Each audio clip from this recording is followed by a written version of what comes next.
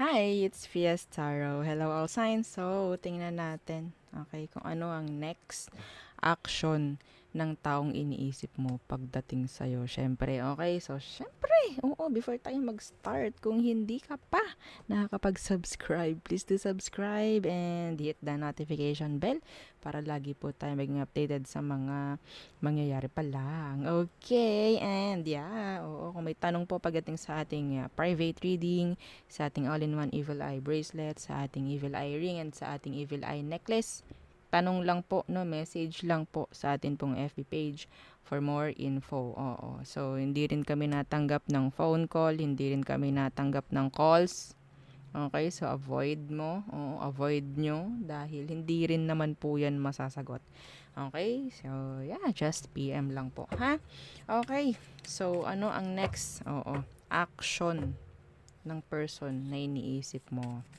Aries, anong next action niya towards you? Okay. The Ten of Pentacles in reverse and the Three of Wands. Kung may separation po dito, sa tingin ko pwedeng ang dahilan is mayroong something, no? May third party. Iba, this is specific, okay? Pero ang nakikita ko, hinihintay ka lang niya. Okay? Waiting, waiting, waiting. Ang peg ng taong to. And, andyan yung umaasa rin na parang mapatawad mo siya.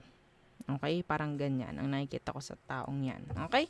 So, pagdating sa commitments, hindi ko rin nakikita na pwedeng ibigay niya sa iyo eh. Okay? So, next is Taurus. Anong next action niya? Pagdating sa sitwasyon ninyo, Taurus. Okay, anong next action ni person mo?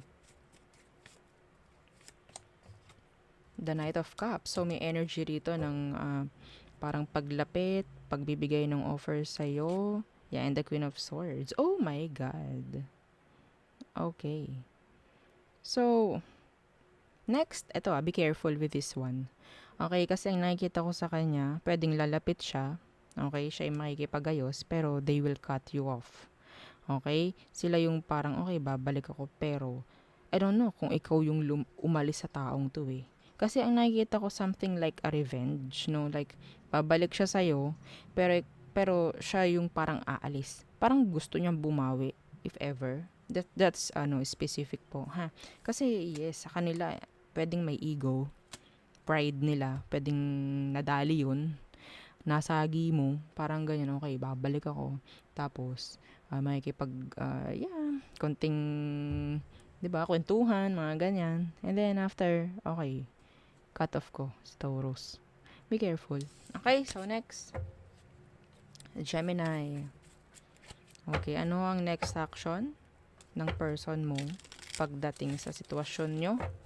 Okay. The High Priestess. Okay, so andyan yung pananahimik. Still. And the Queen of Cups. So, nandito yung itatago na lang nila yung feelings or emosyon pagdating sa'yo. Okay, so, yeah. Sinisikreto na lang nila yung kagustuhan or yung emosyon nila pagdating sa'yo. And yes, burden yon para sa kanila. Wala silang aaminin, wala silang ipapakita, wala silang ipapaalam sa'yo. Okay? Kung emosyon to, emosyon nila, ang nakikita ko itatago lang nila. Okay, so yun ang next action nila pagdating sa'yo. And some of them talagang lumalayo or lalayuan ka. Okay, so next is Cancer.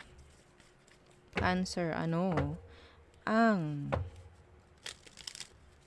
next action ni person mo pagdating sa'yo? Okay, the Ten of Cups in reverse and the Five of Wands. So, next action niya, if ever, meron ditong drama. Okay? Meron ditong drama. Meron ditong, I don't know, para siyang sasagip. Para siyang sasagip sa'yo. Parang ganyan. Okay? Pero, I don't know. Like, yung kanyang energy is someone na parang kaya niya mag-sacrifice for you. Kaya niya mag-sacrifice for you. Sa totoo lang. Okay? Kahit mahirap, gagawin ito. Kung ano man yung situation ninyo, I don't know kung, yeah. Okay? So, yun ang nakikita ko for you. Wow. Next. Leo. Okay. So, ano ang next action ng person mo, Leo, pagdating sa'yo? Anong next action niya? The Eight of Pentacles in reverse and the Queen of Wands. Magmatigas. Okay, magmataas.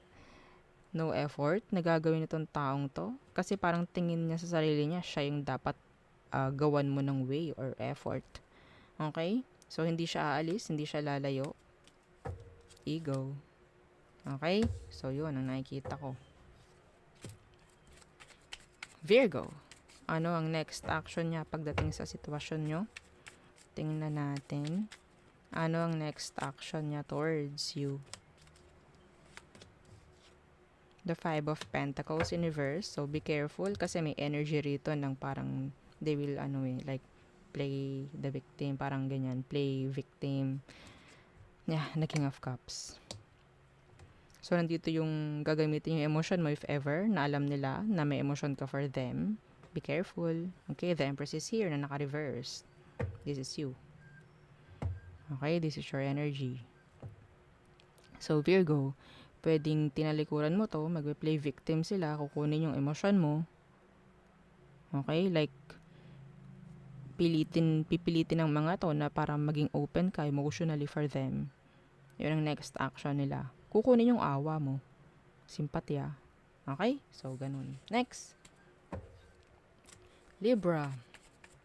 Okay, so what's their next action towards your situation? Libra, anong next action nila? Next action ng person na iniisip mo pagdating sa'yo. Oops. The Five of Cups. And, the Ten of Wands. Next action niya is parang I think wala tong gagawin. Parang magmumukmok, no, sa isang tabi itong taong ito at manghinayang pagdating sa'yo. Yun ang nakikita ko. Ha? They want your attention. They're still like waiting for you. Andyan yung magmumukmok sila, malulungkot sila, ma-upset sila. Kasi wala naman silang gagawin. Parang burden to para sa kanila kung ano man ang sitwasyon ninyo. Wala silang gagawin. Okay? So, yun ang nakikita ko. Next. Scorpio. Scorpio. Ano ang next action niya towards the situation ninyong dalawa? Okay. The Ace of Wands. Woo! Some of you may chance ng make-up sex. Okay? Yan, the Page of Swords. Okay. So, I guess some of them pwedeng i-improve nila, okay, yung ang tawag dito, yung physical looks, mga ganyan. Meron silang i-enhance pagdating sa sarili. Okay? Pwedeng, I don't know, pwedeng gusto nilang makuha yung attention mo, parang ganyan. To talk, parang ganyan. Yeah, the Wheel of Fortune in reverse though. So, andyan pa rin yung unfinished business if ever may separation nga. Okay? Pero, kung wala man, andyan yung may i-improve siya pagdating sa sarili in general. Okay? So, there. Next. Sagittarius. Okay. So, anong next action niya towards the situation? Okay. Sorry for my voice. Medyo wala na. Okay. The Three of Wands in reverse and the Ten of Cups in reverse. Okay. So, I think, Sagittarius, parang hahayaan na lang niya to. Okay? Kung may third party dito, hahayaan na lang niya to. Pababayaan na lang niya to. They're hopeless. They're hopeless. Yeah, see? Pag-iiyak na lang ang kaya nitong gawin. At pag-hold back, wala silang gagawin pagdating sa sitwasyon ninyo. Kung i-fix, hindi nila kayang i-fix. Okay, wala silang kayang gawin. Takot sila. Parang ganyan. Okay, so, ang pinaka-option na lang talaga nito is talagang i-drop ka at malungkot. Parang ganyan. Okay, i-drop yung sitwasyon nyo at malungkot. Ganun ang nakikita ko. Next, Capricorns. Okay, So, anong next action ng person na iniisip mo towards you, Capricorns? Anong next action nila? The Two of Cups in reverse and the Knight of Pentacles. Okay, so this is like a slow to no actions coming from your person. Okay, the Two of Cups in reverse. I guess, hindi na siya ganoon ka-strong unlike before pagdating sa connection. Okay, yeah, the Lovers in reverse. Okay, pero nandyan yung pagbabalik, I guess. Pero sobrang tagal nito, Capricorn. Ha? Hindi mo makitaan ng intention to, hindi mo makitaan ng kung ano mang gusto mong makita sa kanya para mapatunayan na gusto niya makipag-ayos or what. Nandyan lang siya, hindi siya aalis. Okay? Pero never ito na parang magte-take risk na makipag-relasyon again sa'yo.